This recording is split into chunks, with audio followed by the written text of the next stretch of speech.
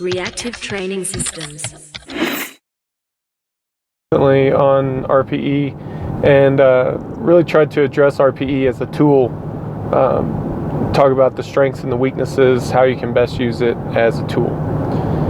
And the thought occurred to me that we should do that with other tools as well. So today I want to talk to you about AMRAP sets. AMRAP sets get they have kind of a weird relationship with the powerlifting community. People seem to either love them or hate them. Now what I'm talking about is where you take a fixed weight on the bar, do as many reps as possible. Sometimes you do it within a certain RPE constraint, but that's not really my recommendation, at least not with a tight RPE constraint. But you get the idea. It's a fixed amount of weight and the reps are variable. So what you end up with in this situation is you get one set that's going to be high RPE. Now you don't know exactly how many reps you're going to do, and a lot of programs will use this as a way to benchmark a lifter's progress. Now let's talk about some pros and cons to this as a tool. The first is that, yeah, it does provide a way to benchmark your progress, and that's useful.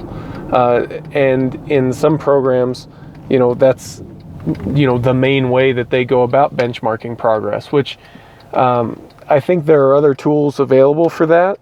But if that's how you want to do it, then that's fine. If it's within the constraints of what's most effective for your programming, then that's fine. Some other pros to this are that if you've got a limited amount of time, then you can get a good amount of work in. So to talk about this pro in a little more detail, I need to give you a concept called stress index. So what stress index means is it's an attempt to quantify how difficult a given protocol is to recover from. And as we look at the things that create a recovery tax,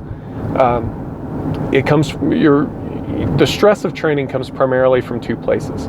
It comes from the volume of work that you've done, and it also comes from the psychological stress, the psychological arousal that's related to that set. It's not so much from the intensity of the work that you're doing. Now, to illustrate that, let me give you a bit of an example. I've talked to people before who very rarely touch weights over 90%. They'll go months without touching such weights, and so when they do, inevitably there's a big recovery tax after that session. After that session, they feel fatigued. They kind of have that brain fog feeling that you get after a big session sometimes, and their reasoning is that since touching those weights is so stressful, they need to avoid that, and their time is better spent elsewhere. Now contrast that with some other lifters who touch 90% weights and very heavy weights all the time. They don't have that sense that 90% weights are extra stressful on their system, and so they don't have any problem touching those weights. They don't have any problem recovering from those weights. Now, there may be just a difference between how lifters handle those, but if that was the case, we wouldn't expect it to get better in an individual lifter, and it does. So what I mean by that is that if you've never touched 90% weights or above, or you very seldom do, then handling those weights is going to be extra stressful on you. And by contrast, if you handle those weights all the time, then it won't be a big deal to you. So what does that indicate? What's the difference? Because the intensity is the same, but the stress response is different. Well, if you very rarely touch 90% weights, then when you finally do, it's going to be an emotional event, whether you intend for it to be or not. Even though a 90% single is really fairly easy, it's heavier than you normally go. It's heavier than weights that you touch in most training sessions. So all of a sudden now it's difficult, and it's something for you to overcome. By contrast, if you handle that every week, then it's no big deal, and you can handle that in stride, and it's really fairly easy to recover from that. You know, it doesn't impose any additional recovery demand. The main difference is the psychological position of the athlete. Now, I like to use RPE as a proxy for the psychological stress of training. It's not perfect, but it doesn't have to be perfect. It can be close enough. Also, Robert Frederick has some really interesting information on training stress and how the stress of a given set varies from rep to rep in that set. And that's really worth checking out as well. But it all tends to corroborate the same type of thing.